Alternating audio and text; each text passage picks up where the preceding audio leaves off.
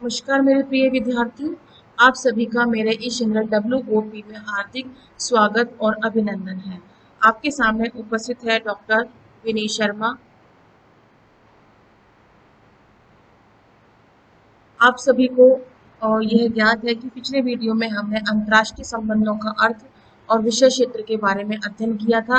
इस अध्याय में हम अंतर्राष्ट्रीय संबंधों के अध्ययन के विभिन्न उपागमों के बारे में पढ़ेंगे, जिसमें सबसे पहले हम उपागम का अर्थ लेंगे और उसके बाद हम क्लासिकी अथवा परंपरागत यथार्थवाद क्या होता है इसके बारे में हम जानकारी हासिल करेंगे। मार्गेंथो के राजनीतिक दर्शन के मौलिक तत्व क्या थे ये हम जानेंगे और क्लासिकी यथार्थवाद की मूल मान्यताएं क्या थी, इस वीडियो में हम ये जानने का प्रयास करेंगे। प्रिय विद्यार्थियों, जैसा कि आपको पता है, आप शास्त्री द्वितीय वर्ष में हमने उपागम के अर्थ के बारे में जानकारी हासिल की थी और उसी प्रकार से ही अंतर्राष्ट्रीय संबंधों में उपागम का क्या अर्थ होता है उसके बारे में हम जानकारी हासिल करेंगे। अंतर्राष्ट्रीय संबंधों के अध्ययन के विभिन्न उपागम या दृष्टिकोण निहित हैं। इसमें उपागम का अर्थ उसी प्रकार से लिया गया है जैसा कि हमने पिछली कक्षा में पढ़ा था। किसी घटना या परिदृश्य को देखने का तरीका, उसकी व्याख्या करने का हमारा तरीका। प्रिय विद्यार्थियों, अंतर्राष्ट्रीय राजनीति में जो भी कोई घटना घटित होती है उसको हम किस आधार पर हम देखते हैं, उसका देखने का हमारा क्या नजरिया होता है, वही उपागम कहलाता है। कभी कभी उपागम और अध्ययन पद्धति इन दोनों को एक दूसरे का पर्याय मान लेते हैं, किंतु ये समानार्थक नहीं है। उपागम का क्षेत्र जो है वो अधिक व्यापक होता है और अध्ययन सामग्री का चयन और अध्ययन का तरीका और तथ्यों की व्याख्या यानी सिद्धांत निर्माण, ये तीनों शामिल हैं। जब कोई विचारक समस्याओं का गहन अध्ययन करके कुछ निष्कर्ष निकालता है, यही निष्कर्ष सिद्धांतों का रूप ले लेते हैं। अर्थात उपागम एक ज्यादा व्यापक शब्दावली है। इसके अंतर्गत सभी चीजें आ जाती हैं, अध्ययन सामग्री आ जाती है, अध्ययन का तरीका आ जाता है, तथ्यों का संकलन आ जाता है, तथ्यों की व्याख्या आ जाती है। वह सब किसी प्रकार से होगा, वो सारी चीजें इसके वो सारी तत्व जो है इस उपागम के अंतर्गत आ जाते हैं। प्रिय विद्यार्थियों, क्लासिकी यथार्थवाद अर्थात क्लासिकी यथार्थवाद को हम परंपरागत यथार्थवाद के नाम से भी जानते हैं। इसके प्रमुख प्रतिपादक है हैंस जे मार्गेंथो। 1967 में इन्होंने एक अपनी पुस्तक लिखी थी, political among Nations. Political among Nations जो यथार्थवाद का विस्तृत वर्णन इसके अंतर्गत प्रस्तुत किया गया था। मार्गेंथो ने अपने पॉलिटिकल अमंग नेशन में 6 मौलिक तत्वों की व्याख्या की है। अपने राजनीतिक दर्शन के 6 मौलिक तत्व बताए हैं। इन 6 मौलिक तत्वों को ध्यान में रखना अति आवश्यक है। जब हम अंतर्राष्ट्रीय राजनीति का अध्ययन करते हैं तो हमें इन 6 मौलिक तत्वों का ध्यान में रखना चाहिए। उन्होंने पहला मौलिक तत्व बताया है, विदेश नीति को कार्यान्वित करने वाले राजनेताओं की मनोवृत्ति को समझना जरूरी है। मार्गेंथो के अनुसार मानव प्रकृति के 2 प्रमुख लक्षण हैं, स्वार्थपरता और प्रभुत्व की लालसा। क्या कह रहे हैं ये कह रहे हैं विदेश नीति को कार्यान्वित करने वाले राजनेताओं की मनोवृत्ति को समझना जरूरी है। मतलब विदेश नीति कौन तैयार कर रहा है, कौन सा राजनेता तैयार कर रहा है, उसकी मनोवृत्ति क्या है, उसको जानना जरूरी है। मानव प्रकृति की 2 विशेषताएं बताई हैं, स्वार्थपरता और प्रभुत्व की लालसा। तो यह स्वाभाविक है विद्यार्थियों, क्योंकि विदेश नीति जिस भी राजनेता के द्वारा तय की जा रही है उस समय उसकी मनोवृत्ति क्या है वह जानना हमारे लिए आवश्यक है। फिर दूसरा आता है, सभी राजनेता राष्ट्र हित से प्रेरित होते हैं।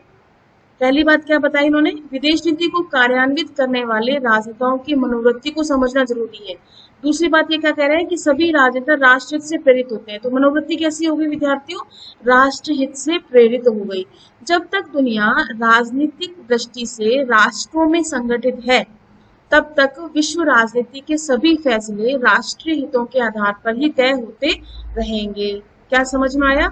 जब तक दुनिया राजनीतिक दृष्टि से राष्ट्रों में संगठित है, तब तक विश्व राजनीति के सभी फैसले राष्ट्रीय हितों के आधार पर ही तय होते रहेंगे। अर्थात वह राजनेता जो विदेश नीति का संचालन कर रहा है, विदेश नीति का निर्माण कर रहा है, अगर वह संगठित है, उसका राष्ट्रीय हित सर्वोपरि है और दूसरे देश के राष्ट्रीय हितों को वह सम्मान देता है, तो निश्चित रूप से जो जो भी फैसले किए जाएंगे वे कैसे होंगे, राष्ट्रीय हितों पर ही आधारित होंगे। अमेरिका के प्रथम राष्ट्रपति जॉर्ज वॉशिंगटन ने कहा था कि एक देश के आदर्श चाहे कितने भी ऊंचे क्यों न हो, उन पर चलने की इच्छा भी चाहे कितनी प्रबल क्यों न हो, वह अपनी विदेश नीति का आधार अपने राष्ट्रीय हितों को ही बनाएगा। क्या मतलब हुआ कि जॉर्ज वॉशिंगटन ने क्या कहा, एक देश के आदर्श चाहे कितने भी ऊंचे हों, उन पर चलने की इच्छा भी चाहे कितनी प्रबल क्यों न हो, वह अपनी विदेश नीति का आधार अपने राष्ट्रीय हितों को ही बनाएगा। मतलब उसके लिए सर्वोपरि क्या रहेगा, उसके देश के स्वयं के राष्ट्र हित ही सर्वोपरि रहेंगे। तीसरी बात मार्गेंटो क्या कहते हैं, राष्ट्रहित की अवधारणा समयानुसार बदलती रहती है। अब जैसे बताया कि राष्ट्रहित की अवधारणा समयानुसार बदलती रहती है, राष्ट्रहित समय के अनुसार बदलते रहते हैं कि आज हमारे हित किस में है, कल जिसमें हमारे हित थे जरूरी नहीं है कि आज हमारे हित उसमें हो। तो परिस्थितियों के अनुसार, समय के अनुसार राष्ट्रहित की अवधारणा बदलती रहती है। बदली हुई परिस्थितियों के संदर्भ में राष्ट्रहित को निर्धारित करके उसी के अनुरूप नीतियां तय की जाती है। उदाहरण कैसे क्या लिया गया है, शीत युद्ध के दौरान अमेरिका ने एक लंबे अरसे तक चीन की कम्युनिस्ट सरकार को संयुक्त राष्ट्र संघ में स्थान दिए जाने का विरोध किया, पर बाद में चीन और अमेरिका के रिश्ते सुधरने लगे। अमेरिकी राष्ट्रपति निक्सन ने चीन की यात्रा की और 26 अक्टूबर 1971 को चीन की कम्युनिस्ट सरकार को संयुक्त राष्ट्र संघ में मान्यता मिल गई और अब तो अमेरिकी कंपनियां चीन में भारी पूंजी निवेश कर रही हैं। समझ में आया विद्यार्थियों कि राष्ट्रीय हित की अवधारणा समय अनुसार बदलती रहती है। जिस समय अमेरिका चीन से रुष्ट था कम्युनिस्ट सरकार से, वह अब क्या स्थिति हो गई उस समय उसकी कि उसने संयुक्त राष्ट्र संघ ने अमेरिका ने जब चीन की यात्रा की और चीन की यात्रा के उपरांत वह कम्युनिस्ट सरकार से जब उसकी मित्रता हुई तो उसने अमेरिका ने यूएनओ के अंदर उसको मान्यता दे दी।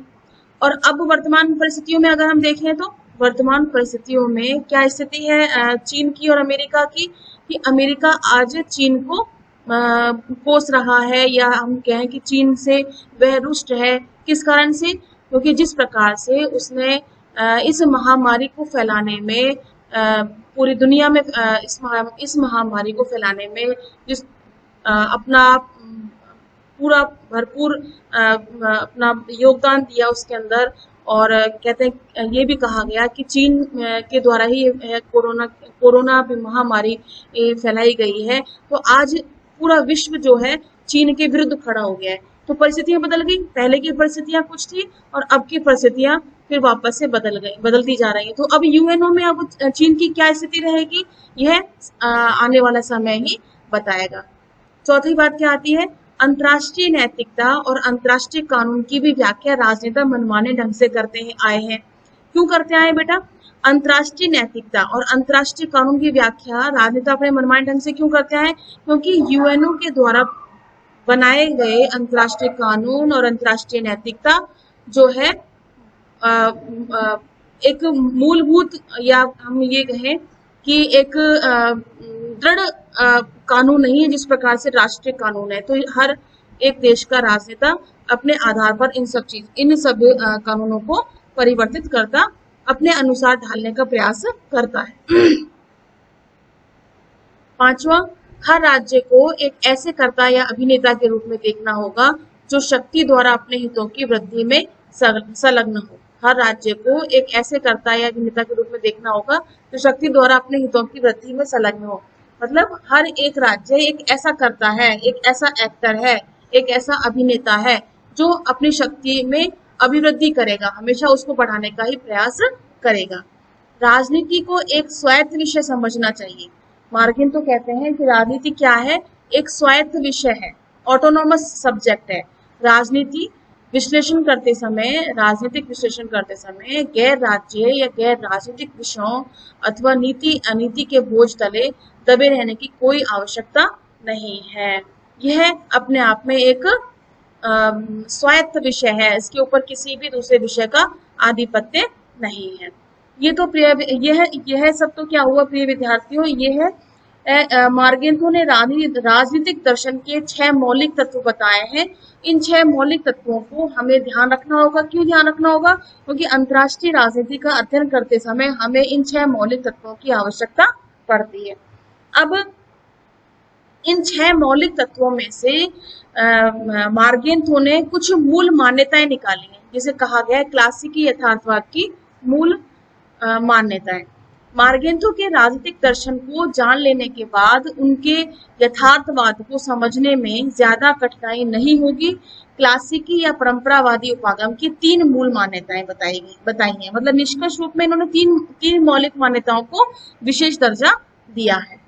पहली क्या बताई है? राष्ट्रीय हितों की सिद्धि का प्रयास। मैंने बताया 6 मान्यताओं में मैंने बताया ना कि राष्ट्रीय हित ही सर्वोपरि होते हैं।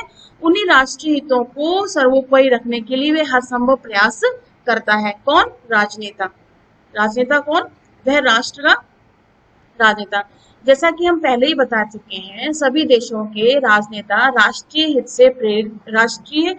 से प्रेरित हैं और राष्ट्र की जड़ें मानव प्रकृति में निहित हैं। और मानव की प्रकृति कैसी होती है? स्वार्थपरता, है ना, प्रभुत्व की लालसा। जिस प्रकार निजी हित व्यक्तिगत आचरण को संचालित करता है, वैसे ही राष्ट्रीय हित विदेश नीति का निर्धारण करता है। इसे समझने के लिए हमें भारी भरकम नैतिक नियमों की जानकारी जरूरी नहीं है, बल्कि उन बातों को जानना होगा जो सत्य प्रमाणों पर आधारित है और बुद्धि द्वारा आसानी से ग्राह्य मतलब ग्रहण करने योग्य है। कैसे? कोई भी राष्ट्र अपनी प्रभुसत्ता और भौगोलिक सीमाओं का उल्लंघन नहीं चाहेगा। युद्ध छिड़ जाने पर हर राष्ट्र अपनी विजय चाहेगा। वह चाहेगा कि शत्रु पक्ष उन शर्तों को मानने को तैयार हो जाए जो उसके हितों के अनुकूल है। ठीक है। इसके बाद दूसरा बिंदु आता है भौगोलिक, आर्थिक, राजनीतिक और सांस्कृतिक प्रभाव का विस्तार। राष्ट्रीय हित के अंतर्गत स्वाभाविक रूप से भौगोलिक, आर्थिक, राजनीतिक और सांस्कृतिक हित शामिल हैं। शक्तिशाली राज्य वे कहलाएंगे जो इस तरह की संस्थाओं या संरचनाओं का विकास करें जिससे उनकी शक्ति न केवल बनी रहे बल्कि उसका विस्तार भी हो। मतलब राष्ट्रीय हितों के अंतर्गत भौगोलिक, आर्थिक और राजनीतिक और सांस्कृतिक हित शामिल हैं। उसमें स्वयं का हित शामिल नहीं है, पूरे देश का हित शामिल है। उस पूरे देश के, पूरे राष्ट्र के हित में कौन कौन सी क्षेत्र आ जाते हैं? भौगोलिक, आर्थिक, राजनीतिक और सांस्कृतिक। इनसे संबंधित ही राष्ट्रीय हित होंगे। जिस देश की इच्छा दूसरों पर नियंत्रण रखने की होती है, वह न केवल अपना भौगोलिक विस्तार चाहता है बल्कि अपनी विचारधारा की भी जीत के लिए प्रयत्नशील रहता है। कहने का क्या तात्पर्य है? कहने का तात्पर्य यह है विद्यार्थियों कि हर एक राष्ट्र या कोई एक राष्ट्र जिसकी इच्छा क्या है कि हमारे देश की सीमा में वृद्धि हो, यानी भौगोलिक विस्तार हो। अगर वह भौगोलिक विस्तार चाहेगा तो हर दूसरे राष्ट्र के ऊपर अपना आधिपत्य स्थापित करने का प्रयास करेगा, जो कि होना नहीं चाहिए। सोवियत संघ अर्थात रूस के नेताओं ने एशिया, अफ्रीका, पूर्वी यूरोप में कम्युनिस्ट पार्टियों के माध्यम से अपना दबदबा कायम किया हुआ था और सोवियत संघ का विघटन हो गया और उसी के साथ ही कम्युनिस्ट विचारधारा के प्रति लोगों का आकर्षण भी घटता गया। जिस प्रकार से जब जो शीत युद्ध चल रहा था तब संयुक्त राज्य अमेरिका और सोवियत संघ दोनों ने क्या किया था? दोनों ने अपने भौगोलिक विस्तार के लिए अपनी विचारधारा का प्रचार प्रसार किया। अमेरिका ने उदारवादी विचारधारा का प्रचार प्रसार किया और सोवियत संघ ने साम्यवादी विचारधारा का प्रचार प्रसार किया और अपना दबदबा कायम करने के लिए हर संभव प्रयास किया। लेकिन जब सोवियत संघ का विघटन हो गया तब सारी कम्युनिस्ट विचारधारा यानी साम्यवादी विचारधारा बिल्कुल ध्वस्त हो गई। उसका आकर्षण, उसका लोभ सब खत्म हो चुका था। इसके बाद मार्गेंथो कहते हैं तीसरा उनका बिंदु आता है मूल मान्यताओं में अधिकतम शक्ति और सुरक्षा हासिल करना। एक राष्ट्र का क्या उद्देश्य होता है? अधिकतम शक्ति हो मेरे पास और सबसे अधिक सुरक्षा जो है मैं अपने देश की कर सकूं। मार्गेंथो के अनुसार शक्ति ही वह तत्व है जिसके माध्यम से प्रभाव का विस्तार किया जाता है। जो लोग शक्ति का प्रयोग करते हैं और जिन पर इस शक्ति का प्रयोग किया जाता है उनके बीच एक प्रकार का मनोवैज्ञानिक संबंध स्थापित हो जाता है।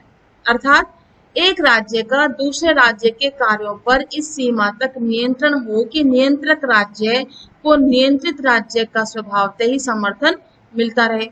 सामान्यतः किसी राष्ट्र के विरुद्ध बल प्रयोग भी तभी कारगर सिद्ध होगा जब उसे जनसाधारण का समर्थन मिलेगा। मतलब अगर कोई राज्य दूसरे राज्य को नियंत्रित कर रहा है, अगर उस राज्य की जनता उसका सहयोग नहीं कर रही है, तो उसके नियंत्रण का कोई भी अर्थ नहीं होता है।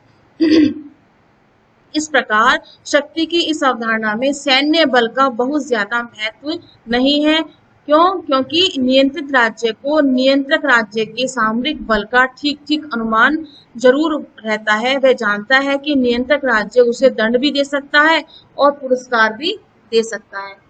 इस प्रकार से विद्यार्थियों आपको समझ में आया तीनों बिंदु: राष्ट्रीय हितों की सिद्धि का प्रयास, भौगोलिक, आर्थिक, राजनीतिक और सांस्कृतिक प्रभाव क्षेत्र, और अधिकतम शक्ति और सुरक्षा हासिल करना। ये मार्गेन थोके यथार्थवादी राजनीति के 3 मौलिक मान्यताएं थी, जो हमने 6 मौलिक मान्यताओं में से हमने ये निष्कर्ष निकाला था।